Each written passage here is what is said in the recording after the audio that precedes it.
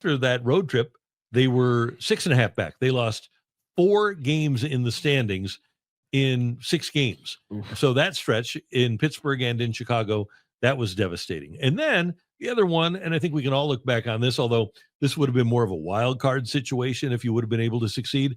But you go to Arizona and you get swept right after the All-Star break. And then you go to Colorado, which is going to wind up being one of the worst teams in the history of baseball. And the Rockies beat you 2 out of 3.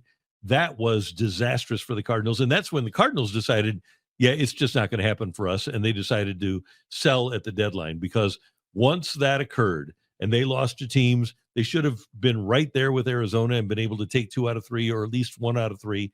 And then you lose 2 out of 3 and you get hammered in those 2 losses by the Rockies. Those were the 2 for me. And then distant third in terms of a stretch is the series against the Rockies here that you lost 2 out of 3 also.